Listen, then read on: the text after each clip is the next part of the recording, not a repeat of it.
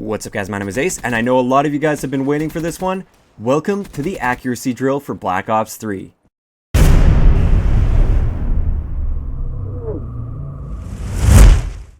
So every year this is definitely the most requested video from me is this accuracy drill. It's designed to help hone your aim and make you hit multiple consecutive shots on a more consistent basis.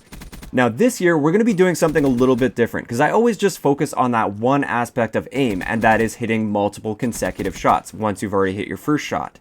I am going to be doing a part 2 to this, so I'm going to have another drill that is designed to focus on a different aspect of aim, and that is hitting your first shot very quickly or as fast as possible, snapping onto target as fast as you can.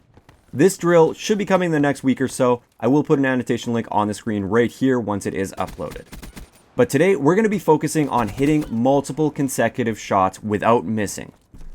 Alright, so let's get into the setup. So we're going to go into a custom game, and we want to select the map Metro. Now, I like Metro because enemies pop out quite well. We don't want to just be searching for enemies. We're not playing hide and seek here. We want to drill where enemies pop out. And also, I just find the size and the layout works quite well for free-for-all. So, like I said there, we are going to be playing free-for-all, so set your game mode to free-for-all. And we're going to edit our game rules. So the first two options, the time limit and the score limit, you can set this to whatever you want to do the drill for. So a lot of people will jump on, they'll say, I want to do the drill for 10 minutes, so they set a 10-minute time limit. Or you might want to do it for 100 kills or whatever you want to do. Or just do what I do, set it to unlimited, and then just go until you're feeling comfortable. Moving on to our general settings, we want to set our minimap to constant. The reason for this is we don't want to be searching for enemies. This isn't about predicting spawns or enemy flow. This is simply about accuracy, and we need to know where our targets are. So this is why we set the minimap to constant. And then I also just disabled the kill cam. I'm not too sure if bots can actually sit and wait for the duration of a kill cam. But just in case they do, I always just disable the kill cam, so then they spawn in basically as soon as they die. They just get right back into the game. Moving on to our health and damage settings, we're going to set the health to 150%. This is what this drill is designed around. We want to increase the health because the more health you have, the more shots you have to hit, and we're training to hit as many consecutive shots as possible. So if you have really low health, then you only have to hit a couple shots consecutively to get a kill. We want to increase that to hit more shots consecutively per kill. I like using 150%. This is something you can tweak a little bit if you would like. If you want to bump that up to 200% or do whatever you want to do here, you can do that. But this is what I recommend is 150%. Now we want to go set up our bots. And I find for Metro, for me personally, 13 bots is just the perfect number. You could go more, you could go less, depending on whether or not you're finding you're getting overwhelmed, because even the recruit bots in this game will eventually overwhelm you if there's too many of them, and they will end up killing you. They seem to be a little bit better than previous games. And like I said there, we're going to be using recruit bots for this. Now, a lot of people wonder why I use recruit bots, and wouldn't it be better to train on more difficult bots? No. The bots in this drill are simply targets to shoot at. That's all they are to us. They aren't meant to be really good players that we have a challenge to try and fight against. They're simply targets. And if you select like hardened or veteran bots, it's going to break any sort of rhythm or flow that we're trying to develop with this drill. So always go with the recruit bots for this particular drill. I do realize these bots don't move and react exactly like a regular player would be, but like I said, they're simply targets. So next up, we want to create a class, and this is the class we want to use. It's the ICR1. For your attachments, use extended mags, and then beyond that, use whatever you would normally use on your assault rifles in a regular public match. So for me, I almost always use quick draw on my assault rifles, so I'm going to pop quick draw on my ICR here. Similarly, if you always use a red dot on your assault rifles, or you prefer the red dot sight, maybe pop the red dot sight on there so you get comfortable with the tools that you're going to actually be using in a regular public match. For perks, you can basically use whatever you want aside from Scavenger. Scavenger is a must-have for this drill. I like using fast hands in a regular public match, and it will react differently without fast hands, so therefore I'm using fast hands here. Also, flak jacket and tac mask, I find they definitely help with this because the bots actually throw a fair amount of nades and concussions and things, and you don't want that kind of stuff breaking your flow. So I just recommend putting flak jacket and tac mask on, and then I threw afterburner on there as well just because I had some extra points, and why not be able to jump around a little bit easier. So that's it for our setup. Now we can hop into a game, and I'll explain exactly what our goal is and what we should be doing throughout this drill and how it's going to help improve your aim. So once you get into the game, all you have to do is start killing bots and try to get as many kills per magazine as possible between reloads.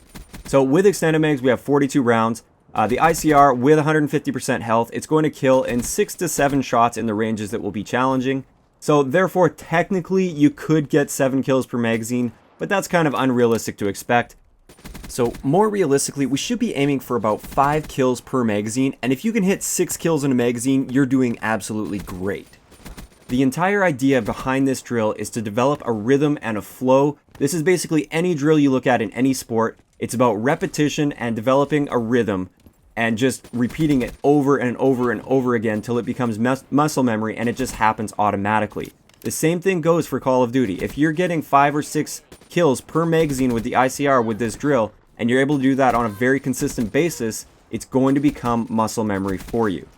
Now, what we want to do is we want to start off relatively slow. It's going to be difficult. If you try to rush yourself, you're only going to be getting 3 to 4 kills per magazine, which is unacceptable for this drill. If that starts happening, slow it down. Take your time. Make sure you're getting that 5 to 6 kills per magazine.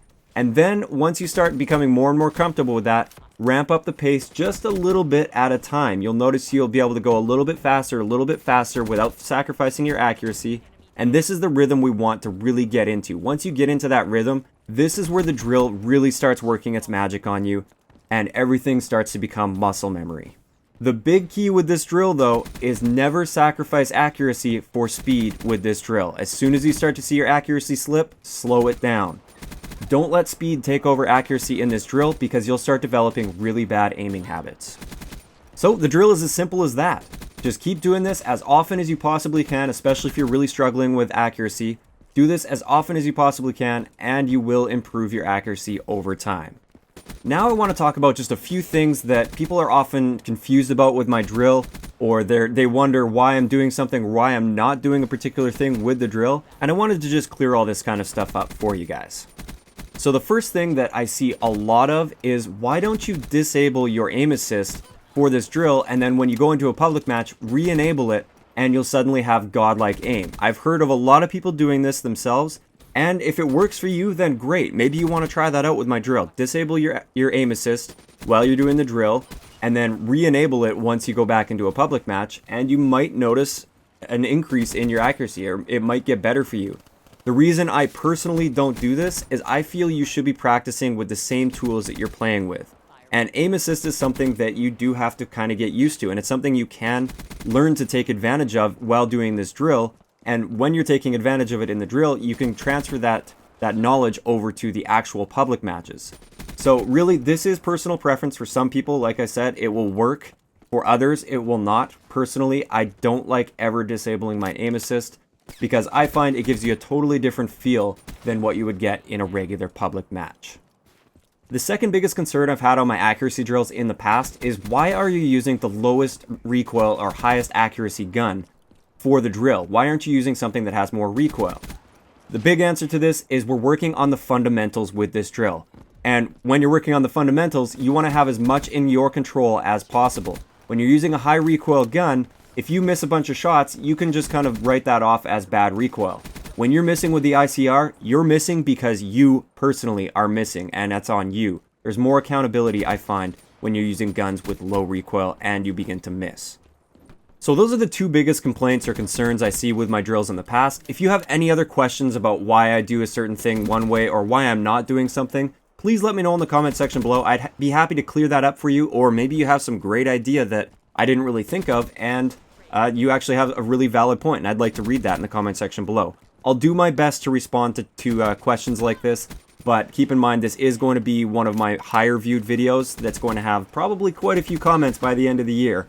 So I may not be able to keep up with it down the road a little bit. So finally, an accuracy video wouldn't be an accuracy video without mentioning Control Freaks. Now I do want to say this is not a sponsored video for Control Freak. They did not ask me to make this video. I am, however, an affiliate with Control Freaks, and I do make a small commission on any sales that are made using my discount code, which will get you 10% off Control Freaks. I do love Control Freaks. I've been using them for about 5 years now. I've only been affiliated with them for about a year and a half, so I've been using their products for a very long time, and I was very happy to become a part of their affiliate team. I highly recommend giving Control Freaks a shot if you haven't already. Basically, I'll just give you the quick rundown on what they do. They clip onto your existing analog stick on your controller. and they give you just a little bit more range of motion. It gives you more leverage on your analog stick, which allows you to make fine adjustments to your aim much easier. So if you're interested in checking those out, I will put a link down below, and my code for 10% off is exclusive. So that's going to wrap it up for this accuracy drill this year. Remember, there is going to be a part 2 coming soon where I talk about snapping on a target quickly and hitting your first shot as fast as possible. So stay tuned for that. Don't forget to subscribe if you guys are waiting for that one. Also, I'm going to be doing a lot of videos talking about like sensitivity and various other tips. So a lot of people are probably wondering, what sensitivity should I be using? There will be a video for that coming soon as well. If you enjoyed the video, a like rating is always appreciated, and don't forget to subscribe for more if you haven't already. I'll talk to you guys next time.